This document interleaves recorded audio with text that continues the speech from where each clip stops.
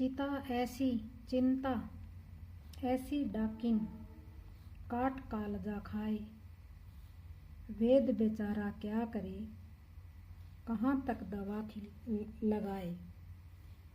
यानी कि चिंता ऐसी डाकिन है, ऐसी चुड़ैल है, ऐसी डायन है, काट कलेजा खाए। तो चिंता हरदम घड़ी होती है तो कलेजे को खा जाती है, छाती के ऊपर बोझ होता है। वैद यानी कि वैद्य शास्त्र के अनुसार तो विद्वान पंडित, जो दवाई देने वाला वैद्य, बेचारा क्या करे, वैद्य बेचारा क्या करे, कहाँ तक दवा लगाए, कहाँ तक औषधि और दवाई लगाए। जो उसके अंदर चिंता ही बड़ी हुई है तो चिंता का कोई इलाज नहीं है। तो कबीरदास जी कहते हैं, चिंता एक ऐसी डायन है कि व्यक्ति का कलेजा काट कर खा जाती है। इसका इलाज वैद्य नहीं कर सकता, कोई डॉक्टर वैद्य या पंडित विद्वान कोई नहीं कर सकता। वह कितनी भी दवाई लगाएगा, कितनी दवाई लगाएगा, यानी कि वैद्य चिंता का कोई इलाज नहीं कर सकता, कितनी दवाई लगाएगा। अर्थात चिंता जैसी खतरनाक बीमारी का कोई इलाज नहीं है। इसलिए हमें चिंता नहीं करनी चाहिए, मन के ऊपर वजन नहीं करना चाहिए। कोई दवाई नहीं लगती, इसलिए हमें चिंता छोड़ देनी चाहिए। कागा का को धन हरे, यानी कागा का को धन हरे, कोयल का को दे। मीठे वचन सुना के जग अपना कर ले। यानी कागा कौवा का क्या देता है किसी को, धन हरे, यानी कि कागा किसी का धन हरता है, चुराता है, किसी का धन चुराता है, किसी का भी धन नहीं चुराता। कोयल का को दे, यानी कि कोयल किसी को क्या देती है। मीठे वचन सुना के, मीठे बोल बोल के, वचन यानी कि बोल, मीठे बोल कर, मीठे सुना कर जग अपना कर ले, संसार अपनी ओर कर लेता है। मीठा बोलने वाला अपनी ओर संसार कर लेता है, हर दिल में जगह बना लेता है। तो वैसे ही कौवा भी कड़वा बोलता है और कोयल मधुर बोली बोलती है। तो अर्थात समझिए कि हमें कबीरदास जी क्या समझाते हैं कि कौवा किसी का धन नहीं चुराता, फिर भी कौवा लोगों को पसंद नहीं आता। वही कोयल किसी को धन नहीं देती, लेकिन सबको अच्छी लगती है। तो हमें यही शिक्षा मिलती है कि बोली मीठी हो तो कोयल की तरह सबका मन हर लेती है। यानी कि मीठा बोलने वाला कोयल सबका मोह लेती है मन, और सबको संसार को अपनी ओर कर लेती है।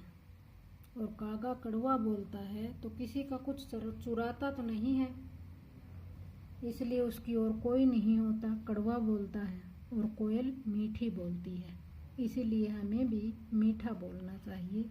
कोयल की तरह हमें भी मीठा बोलकर सबके मन में प्यार जगाना चाहिए। रूखा सूखा खाए के ठंडा पानी पियो, देख बिरानी चूपड़ी मन ललचावे जीव। यानी कि रूखा सूखा, यानी रूखा सूखा कोई सूखी चीज खाना, बिना चुपड़ी खाना, खाई के बिना चुपड़ी हुई रोटी खाना, बिना तेल बिना घी, ऐसे। ठंडा पानी पियो, तो ठंडा पानी पीजिए। देख बिरानी, यानी कि बिरानी देख कर वीरानी, वीरानी दूसरों की चीज, यानी कि दूसरों की चुपड़ी हुई रोटी को मन ललचावे जीव। तो मन, हमारा मन ललचा जाता है जीव।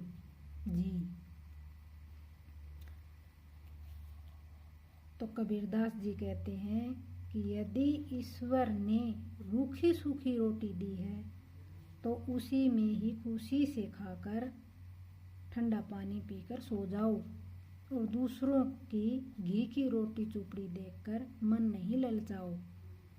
तो ईश्वर ने जो भी कुछ दिया है उसी में ही संतोष करना चाहिए, दूसरे के ऊपर मन नहीं ललचाना चाहिए, चाहे वो अच्छा हो या बुरा खा रहा हो।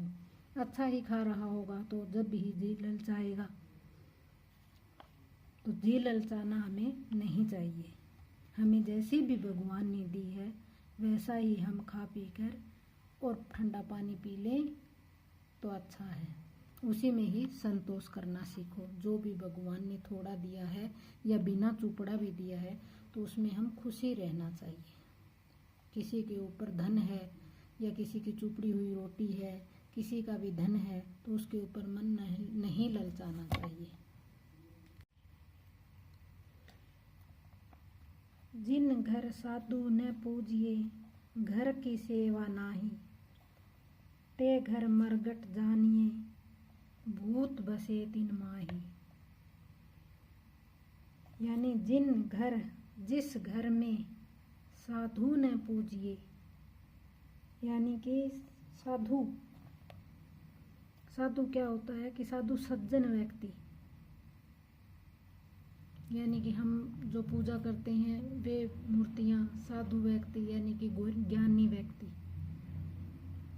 जो हम देवी देवताओं को भी मानते हैं। घर की सेवा नाही, यानी कि घर में कोई सेवा नहीं है। फिर ते घर मरगट जानिए, वह घर मरगट जानिए, यानी कि वो मरगट शमशान भूमि या मरगट चित्ता जलाने वाला। भूत बसे तिन माही, उस घर में भूत ही बसते हैं। यानी कि कबीरदास जी कहते हैं कि जिस घर में साधु और सत्य की पूजा नहीं होती उस घर में पाप बसता है। ऐसा घर तो मरगट के समान होता है, जहाँ दिन में भी भूत प्रेत बसते हैं। यानी जो साधु संत यानी कि कोई ज्ञानी सत्य, उसकी जीत होती है, उस घर में ही सेवा मानी जाती है।